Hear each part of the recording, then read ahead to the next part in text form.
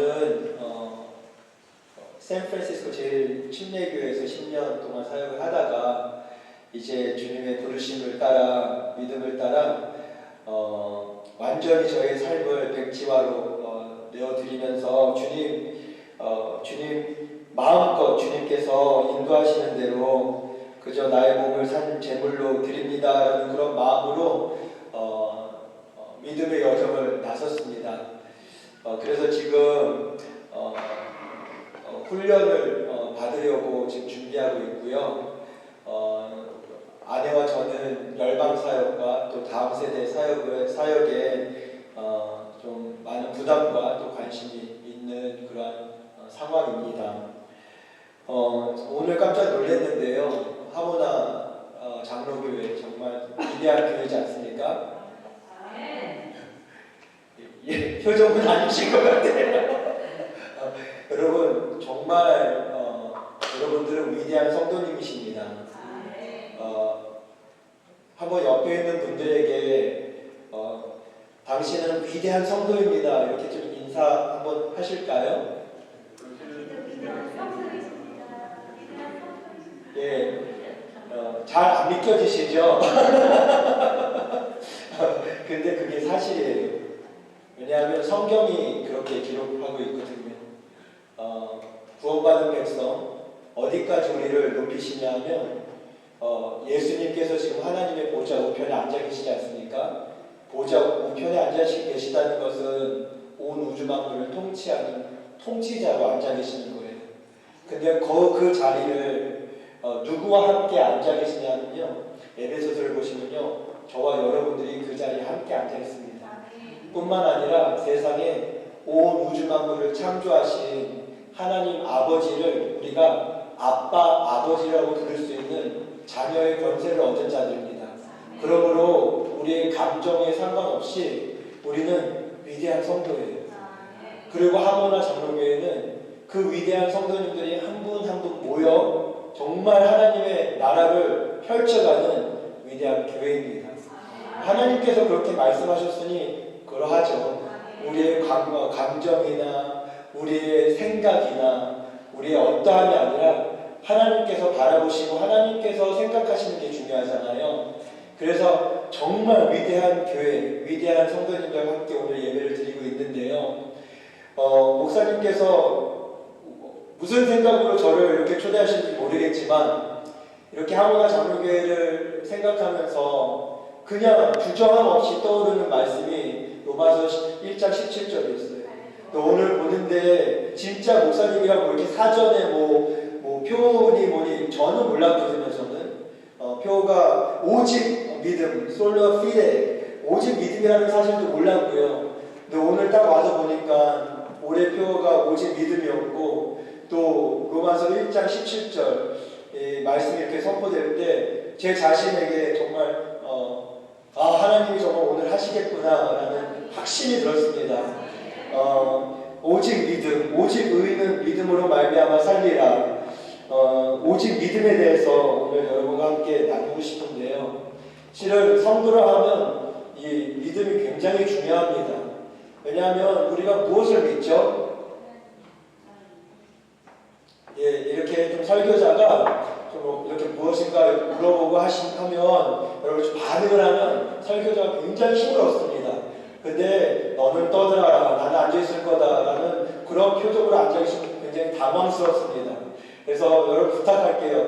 여러분 우리가 무엇을 믿죠? 예, 맞습니다. 하나님을 믿고요, 예수님을 믿고요, 우리는 하나님의 말씀을 믿는 자들입니다. 여러분 복음은요 하나님께서 주시는 선물이에요.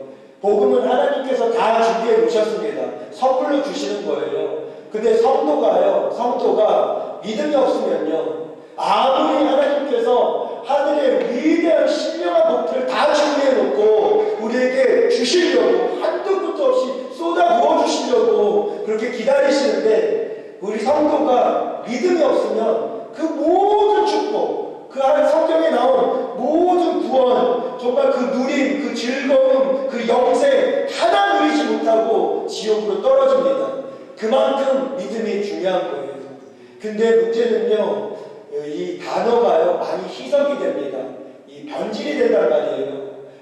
이 단어 하나하나가 이 사전적인 정의가 있는데요. 이 단어가요, 이 변질이 되면요, 그 정의가 각각 나름대로 틀려집니다. 그러니까 믿음이 무엇입니까? 라고 얘기했을 때 이 사람의 정의가 따로 있고요. 믿음이 무엇입니까? 라고 했을 때 저 사람의 정의가 따로 있는 거예요. 근데 사람의 정의는 필요 없습니다. 사람의 정의는 중요하지 않아요. 성경이 믿음을 어떻게 이야기하냐가 중요합니다. 아멘이십니까? 그렇습니다. 성경이 믿음을 어떻게 정의하고 있는가가 굉장히 중요하거든요. 왜냐하면 이 유럽에 가면요, 영국이나 이러한 유럽에 가면요, 이러한 그 표지판이 있었대요. 그 표지판은 이렇게 써있다고 합니다. No football coaches allowed. 여러분 다 이해하시죠? 미국에 사시니까 영어 다 아시죠? 예. No football coaches allowed. 파킹장에 No football coaches allowed 이렇게 써있는 거예요.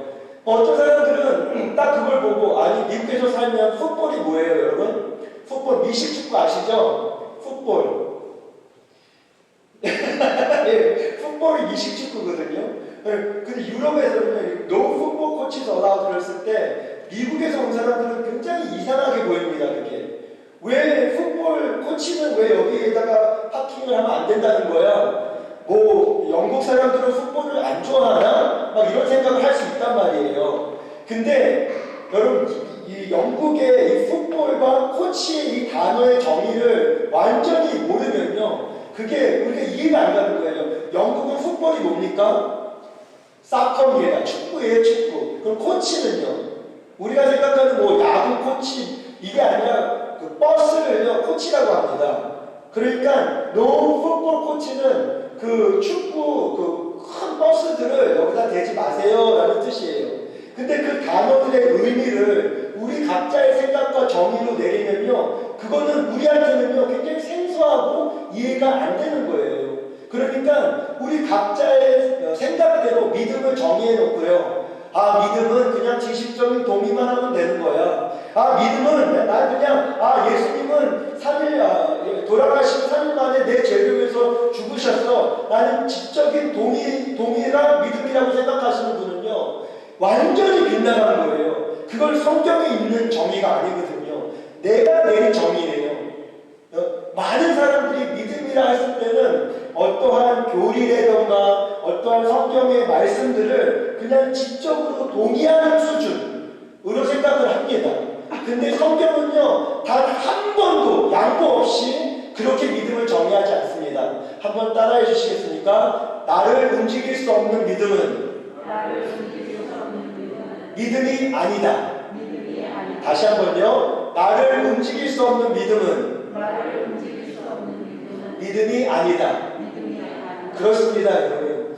믿음은요 반드시 순종과 행함이 따라야 되는 것입니다. 여러분, 믿음이라는 것은요 굉장히 중요해요.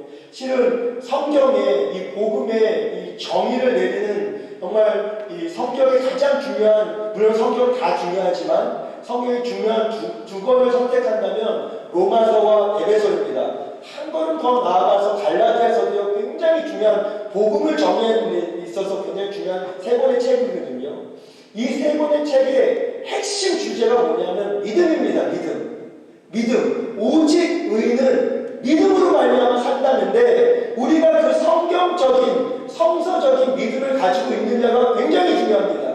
왜냐하면 나는 믿고 있어 라고 그 믿음을 갖는 것은 하나님과 하나님의 말씀을 믿는 것이 아니라 내가 믿고 있다는 것을 내가 착각으로 믿고 있는 거예요. 그 잘못된 믿음은요 절대로 우리를 천국으로 인도하지 못합니다. 그러므로 성경이 믿음을 어떻게 정의하고 있는지 오늘 여러분과 살펴보길 원합니다. 성경의 정의, 이 믿음을 정의하는 데 있어서 본격적으로 들어가기 전에 얼마나 믿음이 중요한지 여러분과 말씀을 좀 한 절 한 절 좀 살피기 원하는데요. 여러분 오늘 성경책 다 갖고 오셨죠? 예. 성경책을 한번 펴주시면요. 히브리서 한번 펴주시겠습니까? 히브리서 4장 히브리서 4장. 히브리서 4장 2절입니다. 히브리서 4장 2절. 제가 이 성경을요, 요즘에는 이렇게 다 우리가 띄워주시고 하시는데, 이 성경을 우리가 좀 갖고 다니시면 좋으실 것 같아요. 왜냐하면 이게 전기에서 전기가 나가거나 하면요. 그리고 말씀은 무기잖아요. 그러니까 우리가 무기를 꼭 이렇게 들고 다니는 것이 좋다고 생각이 듭니다. 누군가 그렇게 얘기하시더라고요. 여러분, 이 명품 가방 좋아하시죠? 뭐 코치, 루이비통 가방들 다 좋아하시죠? 안 좋아하시나 봐요, 여러분들. 좋아하시는데 여러분 진짜 명품 가방의 기준은 뭔지 아십니까? 성경책이 들어가느냐 안 들어가느냐, 그것이 기준이라고 그러더라고요. 이 성경을 갖고 다니시는 게 굉장히 중요하거든요. 어찌됐든 히브리서 4장 2절에 우리 함께 봉독해 볼까요? 자, 함께 읽습니다. 자, 시작. 그들과 같이 우리도 복음 전함을 받은 자이나 들은 바 그 말씀이 그들에게 유익하지 못한 것은 듣는 자가 믿음과 결부시키지 아니하니라. 예, 이렇게 기록되어 있어요. 그러니까 아무리 죽을 것 같은 정말 진리의 말씀들이 선포되어지는데요, 그것이 나와 전혀 관계가 없이 전혀 1도 유익이 안 되는 것은 뭐냐 하면, 내 마음에 믿음이 1도 없으면 아무리 성경 말씀이 선포되어지더라도요, 그 말씀은 전혀 유익이 안 됩니다. 여러분, 성경책 읽으시면서 유익 얻으시길 원하시는 분만 아멘 해주시기 바랍니다. 아멘이시죠? 성경을 읽으시는데 내 삶과 내 신념과 나의 가족과 나의 교회에 전혀 유익이 없다. 여러분, 교회 왜 다니십니까? 성경을 왜 읽습니까? 그러한 유익을 위해서 우리가 정말 하나님, 내가 이 말씀을 읽을 때 내 신념 가운데 프로핏, 정말 이 유익이 있길 원합니다 라는 마음으로 읽는데, 정말 하나님께서 주시길 원하는 그 유익이 1도 없다면 얼마나 험난한 신앙생활입니까? 근데 놀랍게도요, 정말 그러한 성도들이 많다는 거예요. 성경은 주옥과 같은 진리의 말씀들은 선포되는데 그 말씀이 내 삶에 1도 적용이 안 되고요, 1도 유익이 없는 것은 무엇 때문이라고요? 믿음과 결부시키지 않았기 때문이라는 것입니다. 예, 여러분, 신앙생활 하는데 늘 마음이 답답하고 기쁨은 하나도 없고 이 천국 소망이 전혀 사라지고, 정말 이 하나님과의 교제는 정말 없고 늘 이렇게 왔다 갔다 하는 그런 느낌 받으십니까? 여러분, 어쩌면 복음에는 문제가 없어요. 하나님의 말씀에는 전혀 문제가 없어요. 그럼 어디에 문제가 있는 거죠? 나의 심령에 믿음의 문제가 있을 수 있다는 겁니다. 그만큼 믿음은 중요한 거예요. 아무리 말씀을 보고 묵상하고 정말 깨달았다 한들, 유대인들처럼 창세기부터 말라기까지 딸딸 외운다 한들 그것이 내 마음에 진정 믿어지지 않는다면, 믿음과 결부되지 않는다면, 아무리 성경 지식의 박사나 아무리 무슨 장로, 권사, 목사, 선교사 할 것 없이 진정한 믿음이 없으면요, 이 말씀은 전혀 우리의 삶과 우리의 심령에 아무런 유익이 없습니다. 히브리서 11장 6절 한번 읽어보시겠습니까? 히브리서 11장입니다. 히브리서 11장 6절입니다. 히브리서 11장 6절. 자, 읽습니다. 자, 시작. 믿음이 없이는 하나님을 기쁘게 하시지 못하나니, 하나님께 나아가는 자는 반드시 그가 계신 것과 또 그가 자기를 찾는 자들에게 상 주시는 이심을 믿어야 할지니라. 아멘. 여러분, 하나님을 기쁘게 해드리길 원하는 성도님들만 아멘 해주시면 감사하겠습니다. 여러분, 정말 하나님 기쁘게 해드리시기 원하시죠? 아니, 누구를 기쁘게 해드려요 도대체? 우리 아내를 기쁘게 해드리는 것도 아까워요. 정말 우리 남편을 기쁘게 해드리고 정말 우리 자녀들을 기쁘게 해주는 것도 맞는데요, 살아계신 천지를 지으신 우리 하나님 아버지를 기쁘게 해드려야 되잖아요. 그것이 성도의 의무잖아요.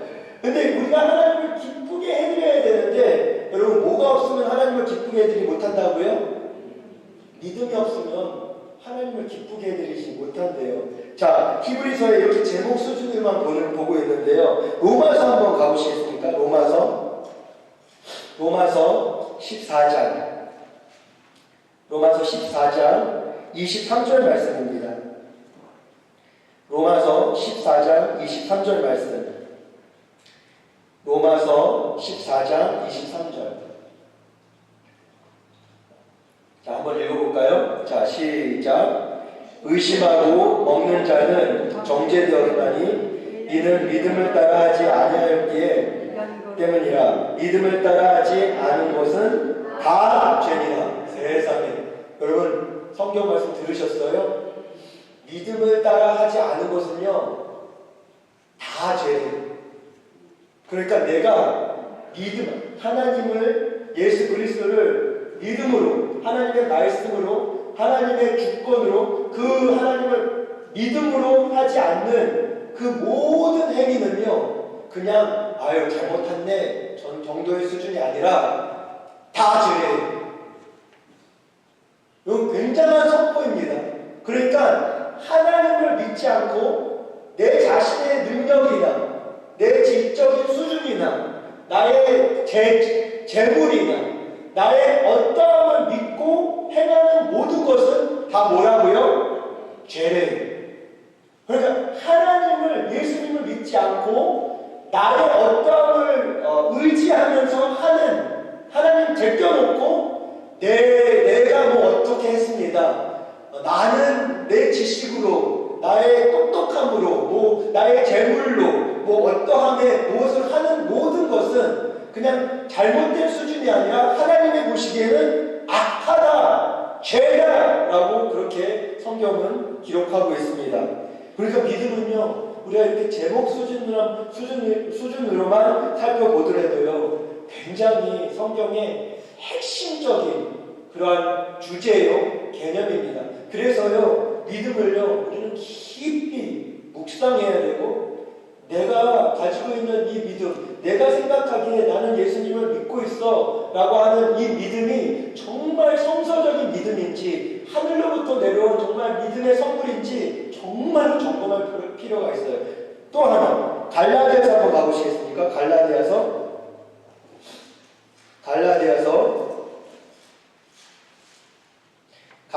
3장 2절입니다.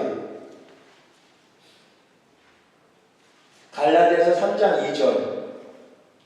자, 읽습니다. 자, 시작. 내가 너희에게서 다만 이것을 알려 하노니 너희가 성령을 받은 것이 율법의 행위로냐 혹은 듣고 믿음으로냐. 사도 바울이 이 수사학적 질문을 통해서 말씀을 하고 계시는데요. 이 수사학적 질문이란 이 로마 시대에 아주 많이 활용했던 것으로서요, 무엇인가 이 논증을 하고 설명을 하기 위해서 이 내용을 질문으로 바꿔서 이렇게 표현을 하는 것입니다. 굳이 뭐 상대방에게 뭐 대답을 요구하는 그런 질문이 아니라 이 질문적인 이러한 표현을 통해서 더 강조를 하고 싶은 거예요. 이해되십니까? 그게 이제 수사학적 질문이라는 것인데요. 사도 바울은 수사학적 질문을 통해서 이 갈라디아 교인들에게 이렇게 표현을 하고 있는 거예요. 여러분, 성령 받는 거 참 중요하지 않습니까? 성령 받으셔야 합니다. 근데 성령 받는 것이 우리가 무엇을 열심히, 성경 공부 열심히 하고, 기도에 열심히 참석하고, 정말 우리가 정말 무엇인가 열심히 해서 성령을 받습니까? 절대 아니라는 것입니다. 우리의 최선으로, 우리의 노력으로 성령을 받는 것이 아니라 무엇으로 받는다고요? 믿음으로 받는다는 것입니다. 그러니까 많은 사람들이요, 막 방언받기를 원하고, 막 성령 체험받기 원하고 하면서, 막 열심히 막 부흥에 쫓아다니면서 막 그냥 기도하면서 막 자기 최선으로 막 성령 체험하고 싶어서 막 그러시는데요. 여러분, 우리의 노력으로 성령은 받을 수가 없습니다. 다만 믿음으로 받는 것입니다. 그게 그 믿음이라는 거예요. 갈라디아서 3장 5절 같은 장인데요. 5절 한번 보시겠습니까? 자, 갈라디아서 3장 5절. 이것도 수사학적 질문인데요. 자, 한번 읽습니다. 시작. 너희에게 성령을 주시고 너희 가운데 능력을 행하시는 이의 일을 율법의 행위에서 혹은 듣고 믿음에서냐. 성령을 주시고 너희 가운데 능력을 행하시는 이의 일을, 하나님께서 우리의 삶 가운데 성령을 주셔서 하나님 수준의, 정말 하나님 수준의 능력의 일들을 펼쳐나가시는데요. 그것이 우리의 어떠한, 우리의 지식적이고, 내가 어떻고, 내가 과거에도 이랬고, 내가 최선으로 막 이렇게 막 노력을 해서 막 이렇게 받는 것이 아니라, 그 능력을 받는 것이 아니라, 무엇으로 받는다고요? 믿음으로 받는다는 것입니다. 갈라디아서 3장 9절입니다. 같은 장 9절이요. 시작. 그러므로 믿음으로 말미암는 자는 믿음이 있는 아브라함과 함께 복을 받으리라. 세상에, 아브라함이 어떠한 복을 받았습니까? 너를 통하여 열방이 복을 받을 거야. 너는 복이 될 거야. 너는 복 덩어리가 될 거야. 너는 복에 목말라하는 그런 존재가 아니라, 너는 그냥 너의 존재 자체가 복이야. 뿐만 아니라 너를 통해서 열방의 복을 받을 거야. 창세기 12장 1절에서 3절 말씀에 아브라함이 하나님께서 일방적으로 그냥 아브라함을 선택해서 주시는 복이거든요.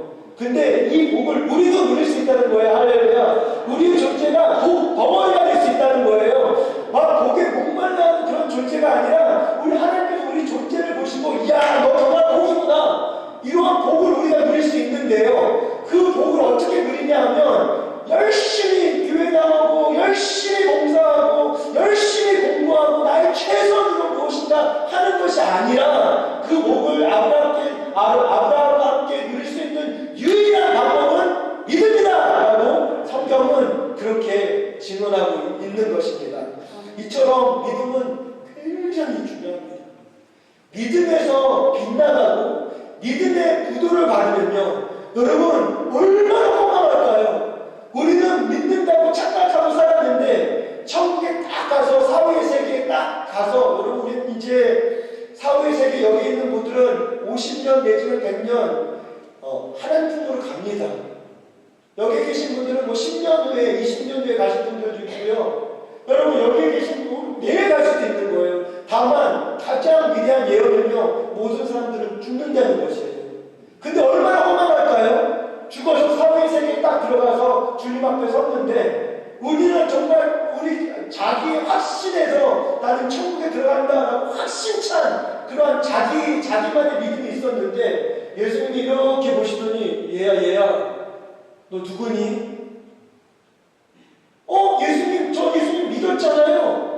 너 나를 한 번도 믿어본 적이 없어 라고 말할 때, 그 절망감, 그게 그냥 아이고 아깝네요 라는 수준이 아니라, 죽음 뒤에는 심판이 있고요, 심판 뒤에는 천국과 지옥으로 반드시 나누게 되어 있는데, 만약에 믿음에서 빗나간다? 이거는요 지옥, 영원한 지옥이에요. 근데 주님께서 우리의 눈을 이렇게 이상하게 쳐다보시면서, 얘야 너는 나를 한 번도 믿어본 적이 없어 라고 그렇게 우리한테 말씀하신다면, 여러분 그 순간에 한번 저는 상상도 하기 싫지 않습니까?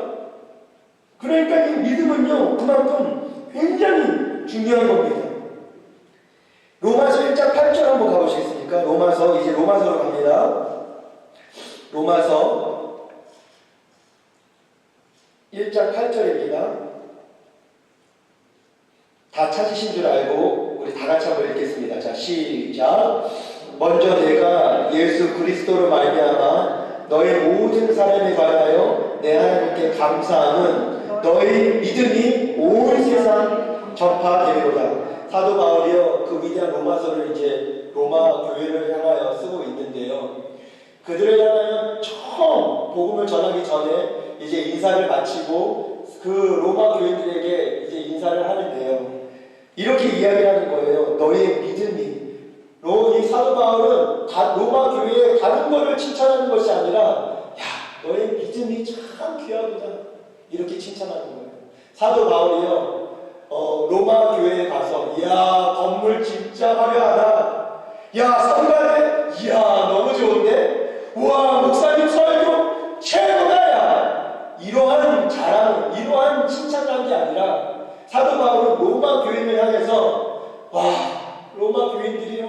위대한 성도여, 너의 믿음 정말 좋구나.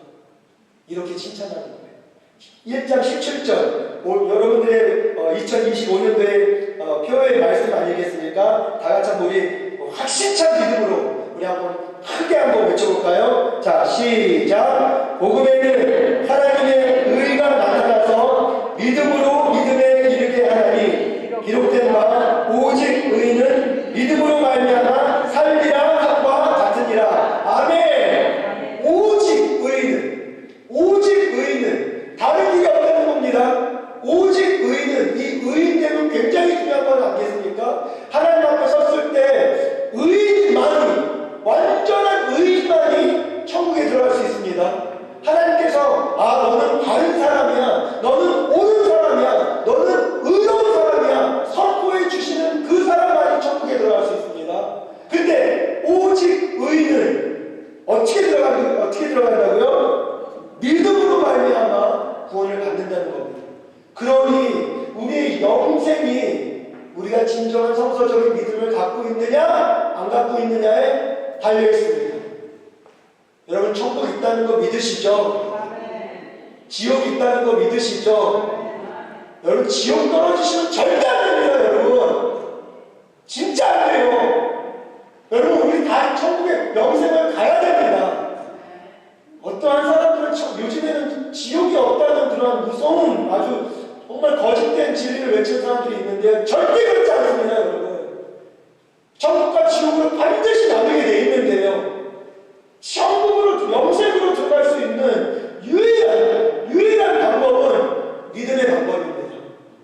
진짜 내가 확실한 믿음을 가지고 있느냐, 내 확신, 자기 확신용의 믿음이 아니라 내가 믿는다고 착각하는 믿음이 아니라 성경이 말하는 믿음을 내가 소유했느냐에 따라서 나의 영생이 좌우됩니다. 그러므로 믿음에 절대 빗나가면 안 돼요. 다른 거는 그래 헷갈릴 수 있어요. 다른 둘이 헷갈릴 수 있습니다. 그러나 믿음만큼은 여러분 절대 빗나가시면 안 됩니다. 나는 정말 나의 영혼을 영생으로 이끌 만한 그러한 믿음이 있느냐 없느냐, 오늘 확실히 정말 내가 점검되어지고 내 마음속에 진정한 믿음, 성서적인 믿음, 나를 살릴 수 있는 믿음 우리 모두에게 주어지기를 예수님의 이름으로 축원합니다. 아멘이시죠? 아멘이시죠? 에베소서 2장 한번 가보실까요? 에베소서 2장. 에베소서 2장.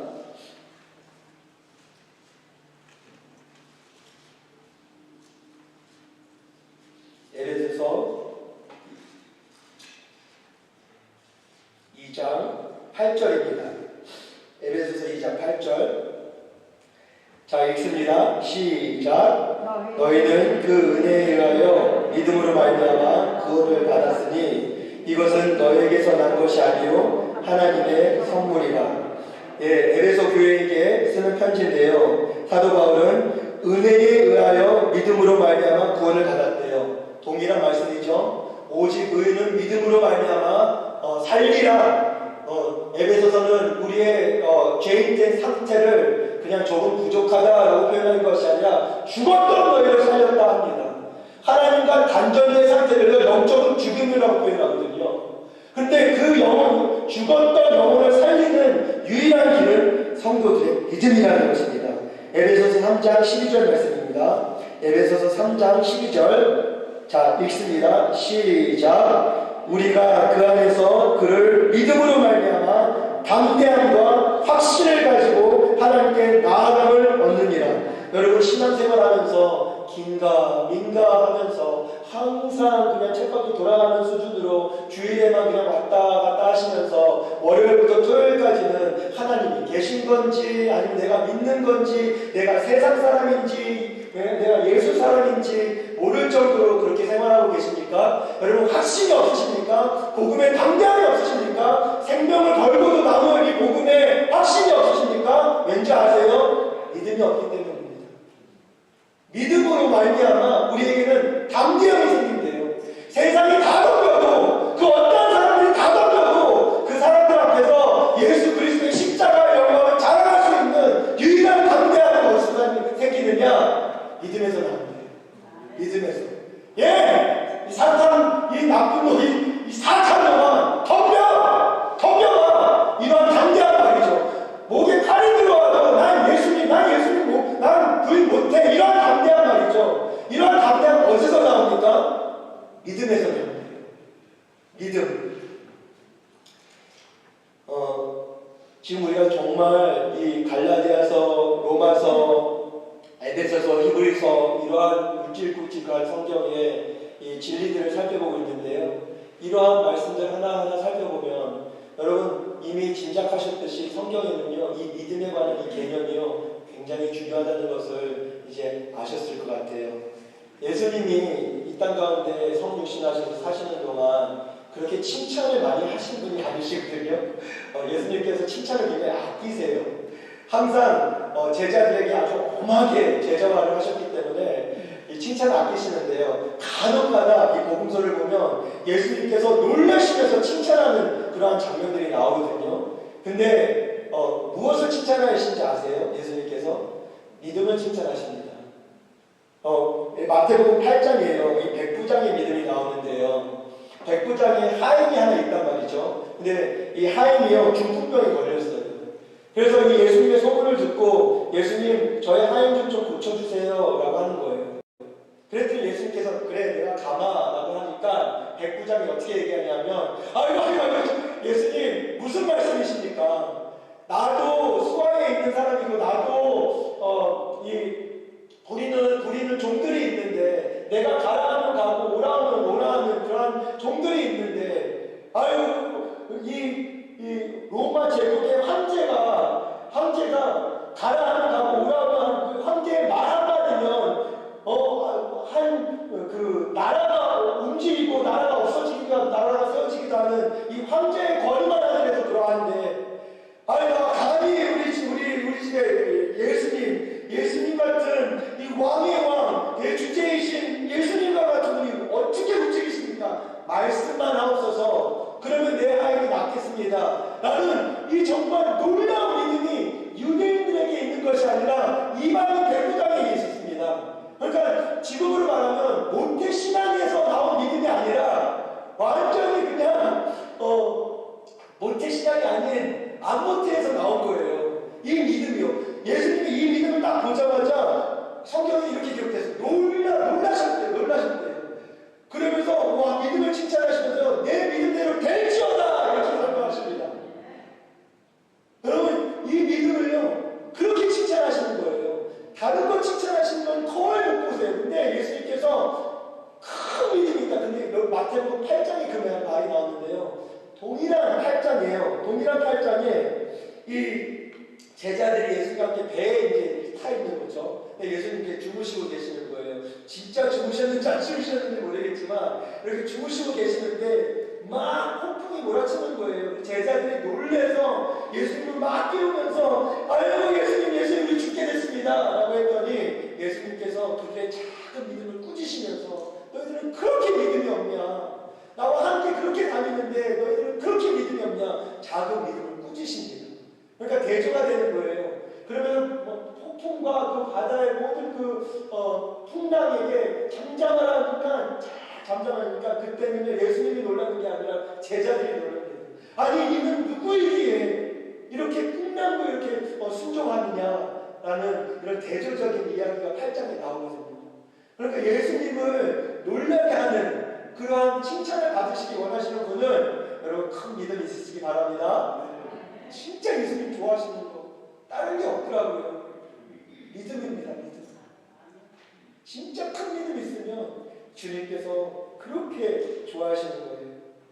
자 여기까지 우리가 믿음의 중요성에 대해서 성서적으로 좀 보았는데요.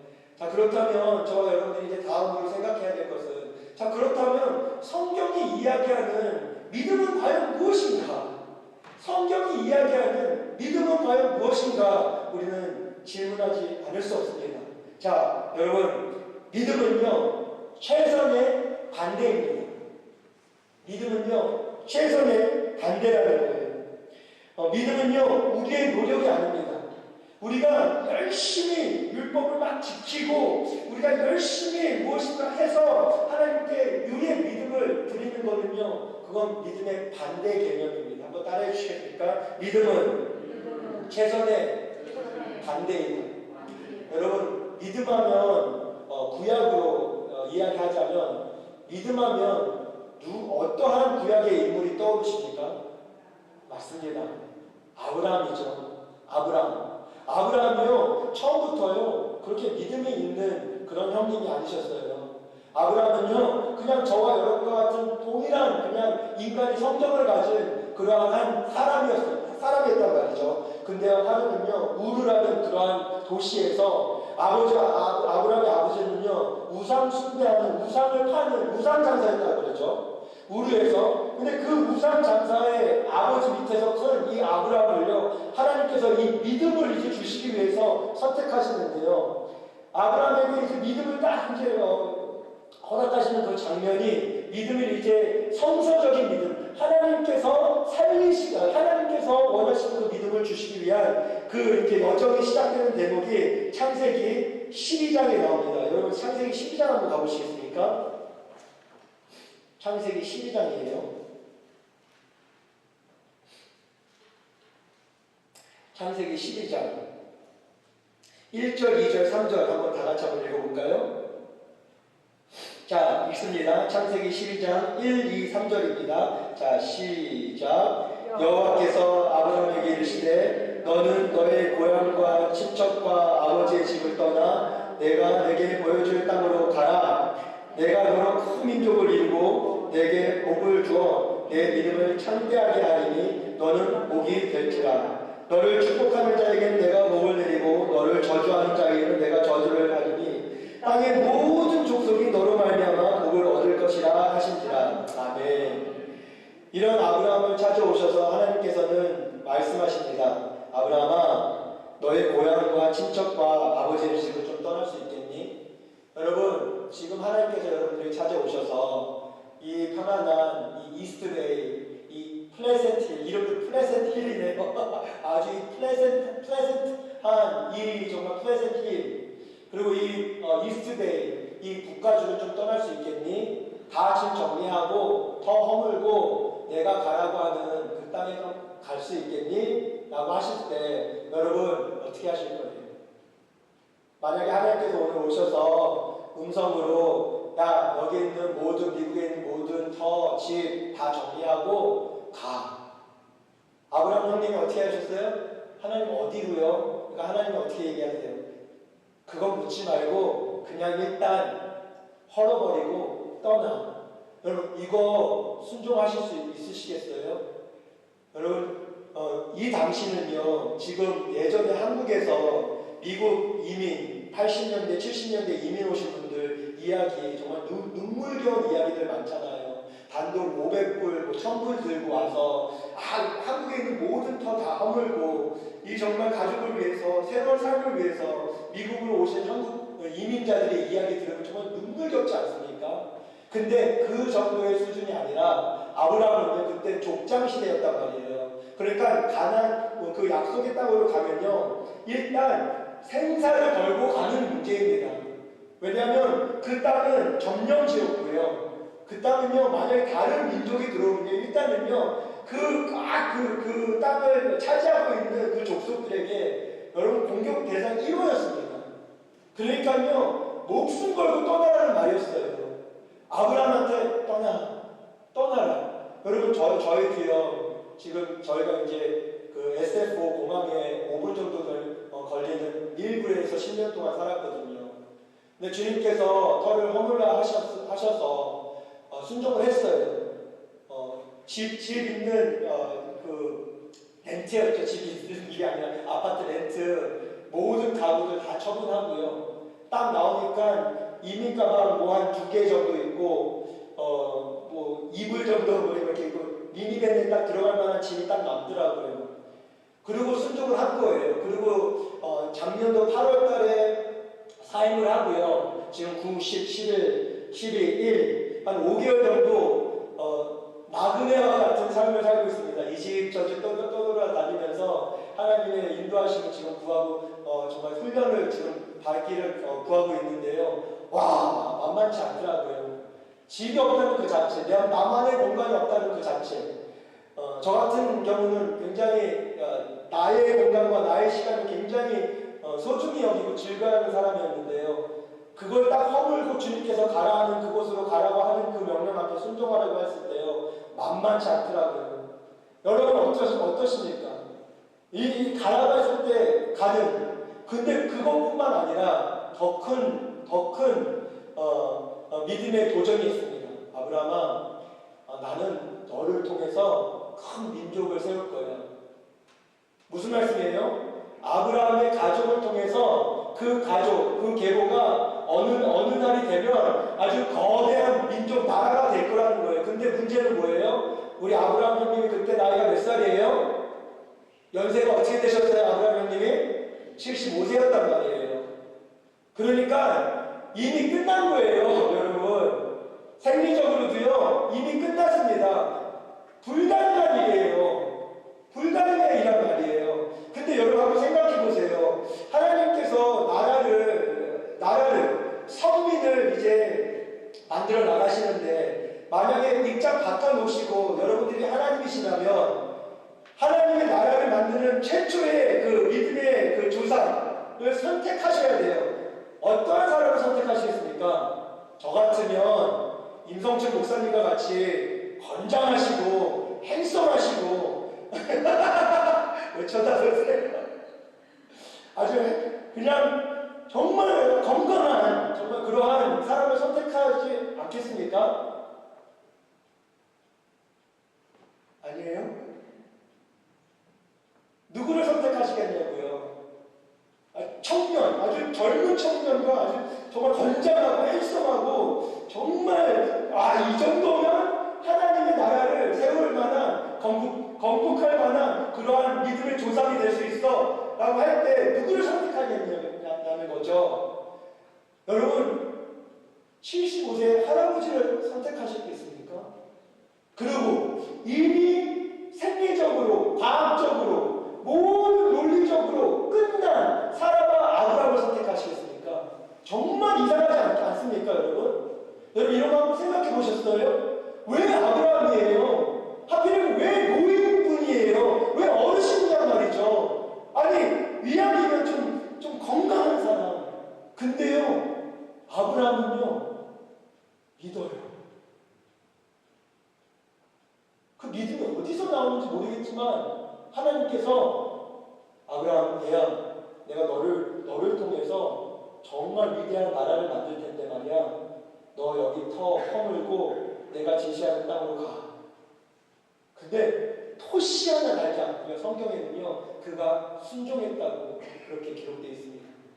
야, 여러분, 그 다음부터 믿음의 여정이 시작되는데요. 아이는 나오지가 않는 거예요. 뭐 10년, 15년이 지났을까요? 여전히 안 나오는 거예요. 여전히 안 나오는 거예요. 여러분, 아브라함이에요. 아브라함이 한번 생각을 해보세요. 그 다음부터 아이가 안 나오니까 우리 최선으로 한번 노력을 해서, 우리 한번 아이를 가져봅시다. 사라, 준비됐어? 네, 준비됐습니다. 아브라함 형님이 그 다음부터 어떻게 하느냐? 아침마다요, 생과일 주스만 먹기 시작합니다. 몸에 좋다는 음식을 그냥 막 갈아서 막 들이키시고요. 막 체조 시작하시고요. 막 하이킥을 막 하시면서 코 운동 있지 않습니까? 코 운동. 그냥 그 뭐예요? 스틸러만 막 그냥 하루에 60번씩 막 하는 거예요. 최선으로 하는 거예요. 사람님은 막 그다음부터 막 그냥 운동하기 시작하시고 막 그렇게 해서 아이가 나옵니까? 최선으로 정말 열심히 다 해서 막 아브라함과 사라 누님이 막 그렇게 최선을 다해서 아이가 나옵니까? 절대 안 나와요. 왜냐하면요, 상식적으로요, 논리적으로요, 과학적으로요, 생리적으로요, 끝났습니다. 그러면 방법은 뭐예요? 하나님의 유일한 약속을 붙잡는 겁니다. 아멘. 이게 믿음이에요. 여러분 이해되세요? 최선과 믿음은 반대편이라는 거예요. 근데 우리는 어떻습니까? 우리는요, 하나님의 말씀을 받고 우리는 그 다음부터 나의 최선으로 움직이기 시작해요. 하나님,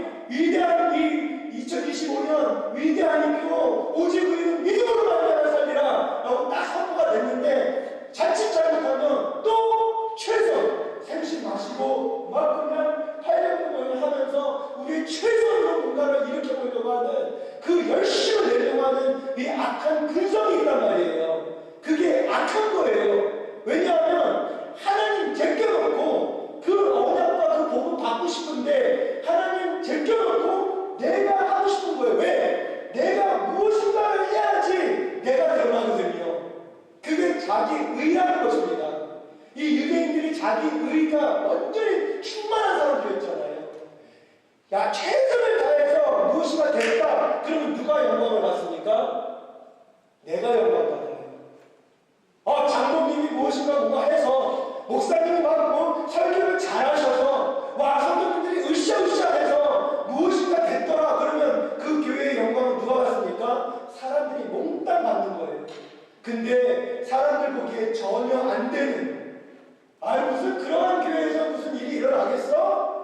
무슨 그러한 무리에서 무슨 나사렛이라는 동네에서 뭐 메시아가 나오겠어? 라고 하는 전혀 가능성 0%의 그러한 상황 가운데 오직 하나님의 말씀을 붙잡고 믿는 그 믿는 사람들을 통해서 하나님이 기적적으로 역사하면 누가 영광 받습니까? 하나님이 영광을 받는 거예요. 그러니까 하나님은요 다른 사람을 선택하지 않습니다. 정말 연약한 사람들 들어 사용하시는 걸 너무너무 기뻐하세요.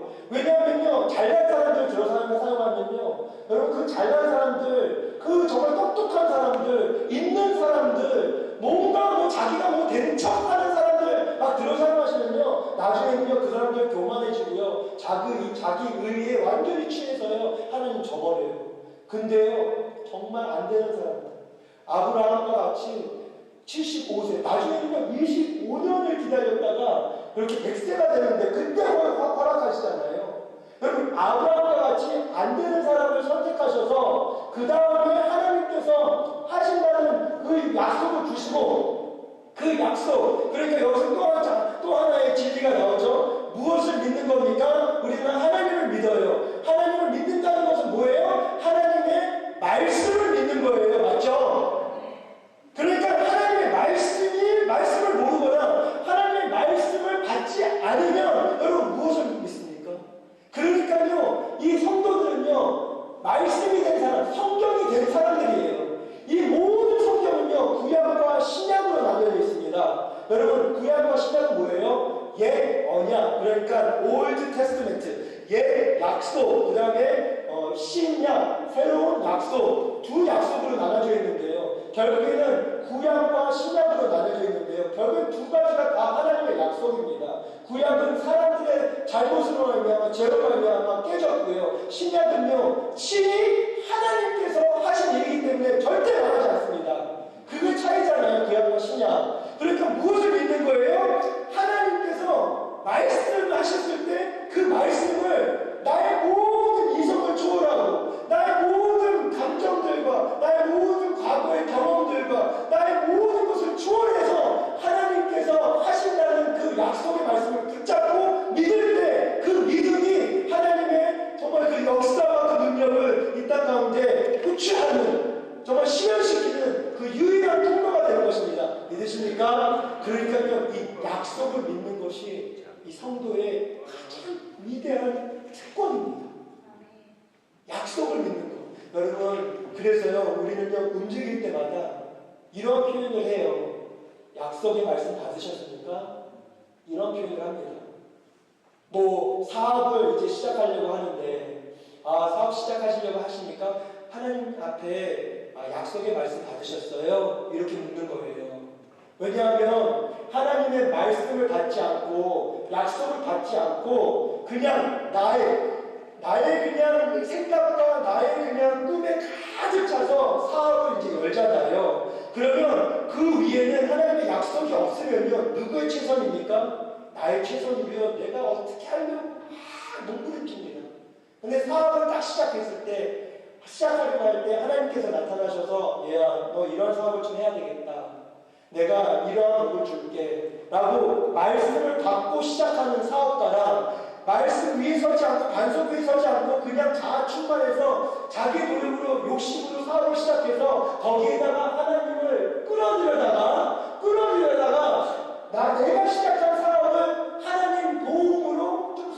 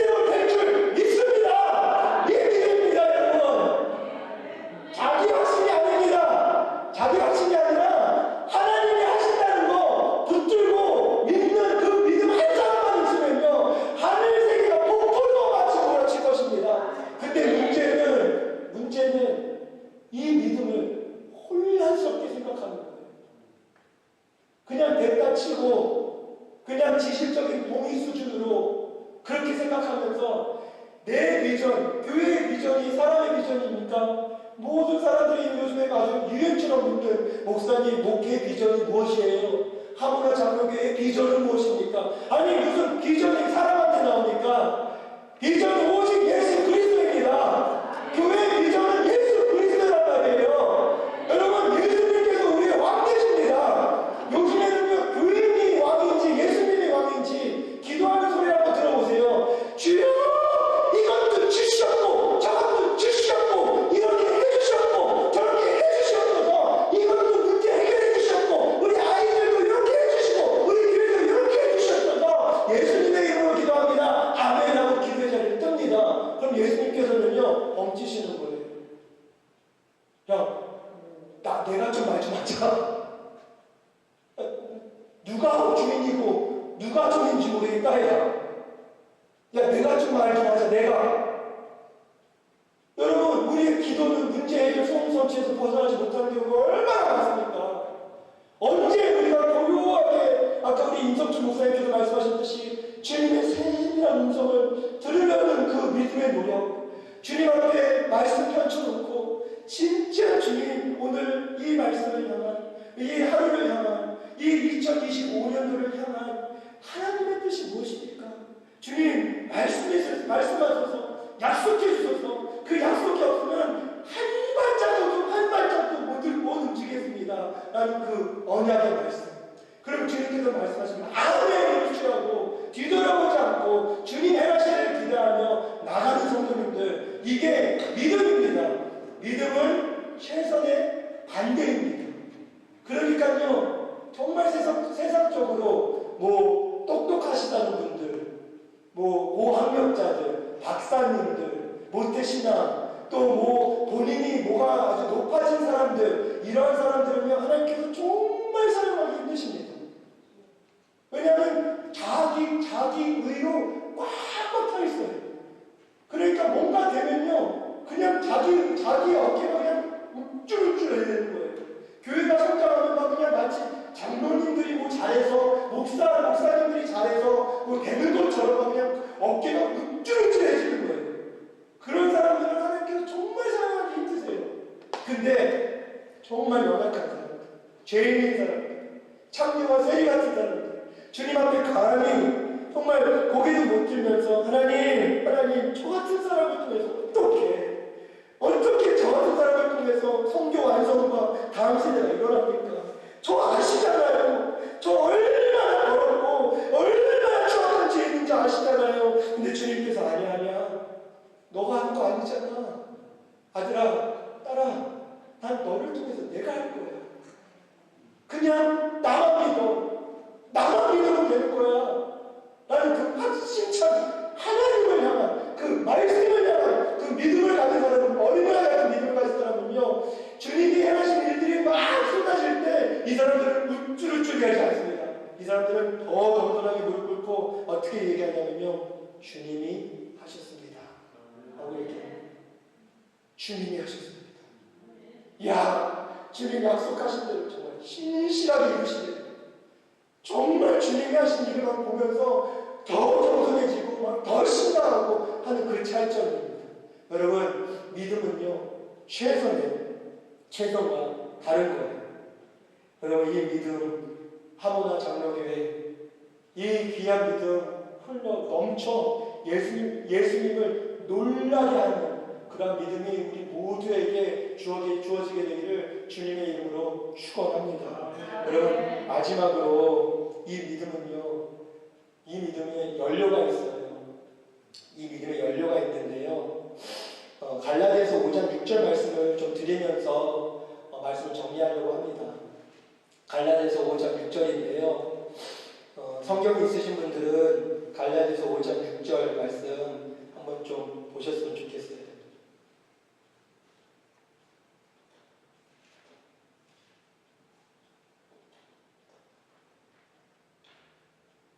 자, 갈라디아서 5장 6절 말씀 읽습니다. 자, 시작. 그리스도 예수 안에서는 할례나 모략이나 효력이 없으되 사람으로서 역사하는 믿음뿐이니라.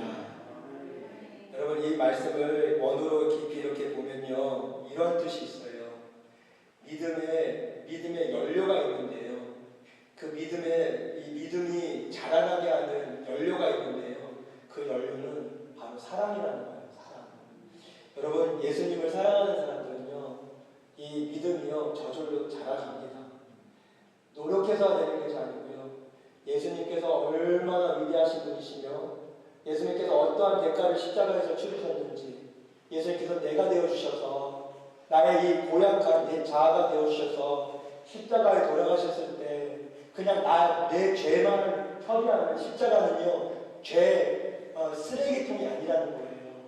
그냥 우리 죄 그냥 떨쳐지고 목욕탕에 가서 시원하다고 나오는 그러한 십자가가 아니고요. 이 십자가는요 예수님께서 내 명찰 달리시고요 내가 되어주셔서 완전히 내가 되어주셔서 나와 연합되어 주셔서 그분께서 내 옛자를 처리하신 겁니다.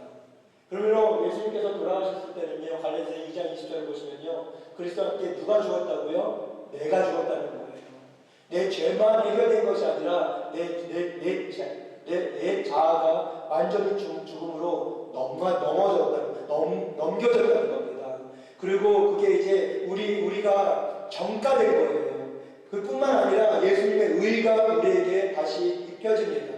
왜냐하면 예수님은 죄가 없으셨으므로 예수님께서 돌아가셨을 때 그의 의가 이제 한도 끝도 없는 온 만물을 덮을 만한 의가 이제 충족된 거예요.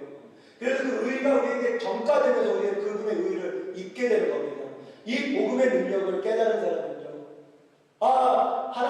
하나님이 세상을 이처럼 사랑하사 독생자를 주셨다는 이 아주 명확한, 이 아주 파격적인 선언 앞에 마음이 무너집니다.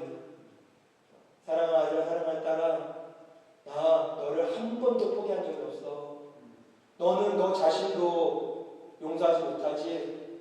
너 낙심된 너의 영혼, 정말 하루가 지나가면 지나갈수록 정말 그날이 그날인 것 같고 무슨 변화는 안 일어나는 것 같고 정말 늘 그냥 정지된 상태에서 그렇게 하루하루 살기 위해 정말 그렇게 살아가는 그런 인생, 그러한 인생이 끝이 아니라 사랑하는 아들아, 사랑하는 딸아, 나는 너를 한 번도 떠난 적이 없어. 나는 너를 위해서 죽기까지 한 나야. 우리 아버지께서는 나는 너에게 미쳐서, 난 너를 너무너무 사랑해서 내 아들까지 희생하면서 너를 살린 아버지야. 이 사랑에 완전히 마음이 녹은 사람들은 이 믿음의 연료가 뭐라고요? 사랑입니다. 사랑. 베드로가 이 믿음이 없는 사람이었단 말이에요. 그래서 예수님을 몇 번 부인하셨다고요? 3번 부인하신 분이에요.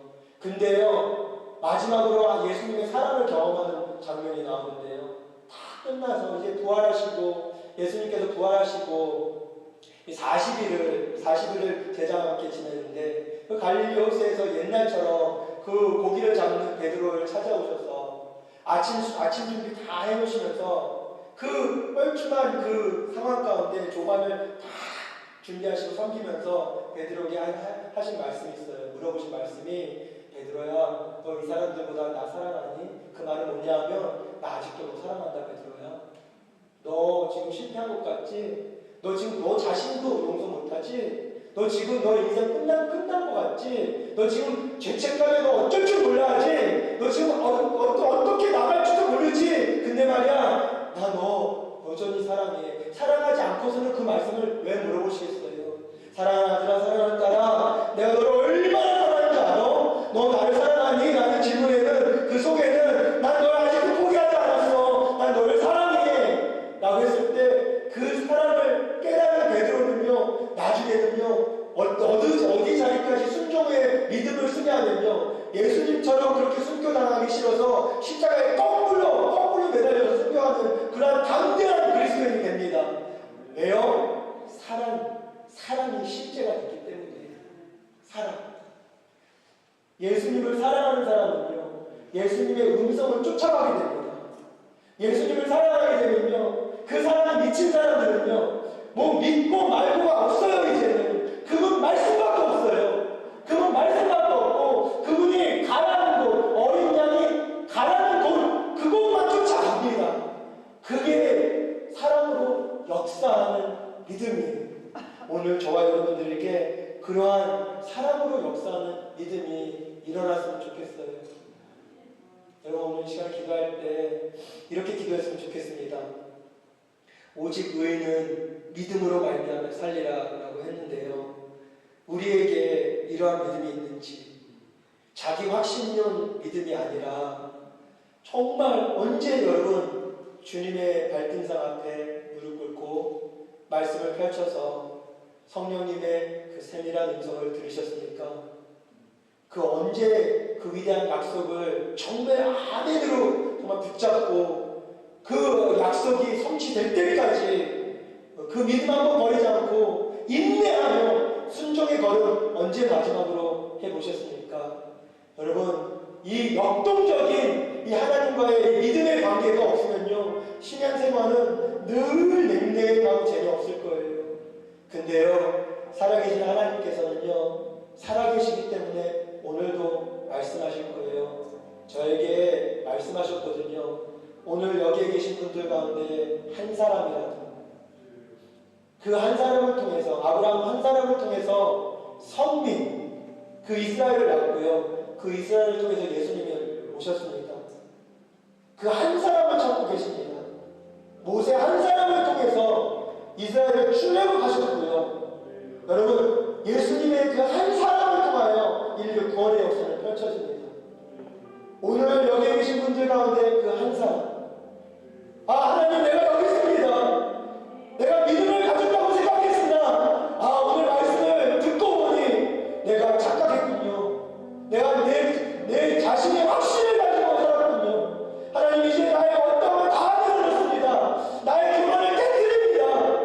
하나님 그리고 주님 앞에 나아갑니다. 주님 말씀해 주세요. 주님 약속해 주세요. 주님 그 약속을 붙들고 약속의 말씀을 붙들고 하나님의 놀라운 하나님의 그 역사를 맛보길 원합니다. 한 사람이면 충분하겠습니다. 하나님 나에게 그 믿음을 주십시오. 믿음은 선물이라 했습니다. 스스로 짜내는 것이 아니에요. 하나님께서 주셔야만 합니다. 하나님 나 성서적인 믿음, 나를 움직일 수 있는 믿음, 나를 사랑으로 역사하는 믿음, 그래서 순종의 자리까지 정말 해당이 없는 믿음이 아니라 정말 순종의 자리까지 나가고 싶어 하시는 그 한 분을 위하여 저를 이곳에 보내주셨습니다.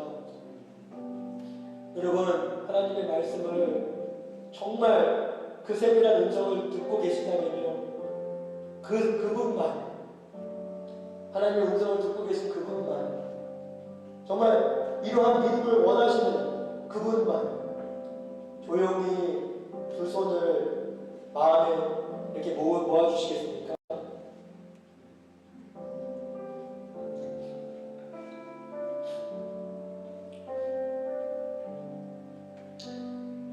제가 기도할게요.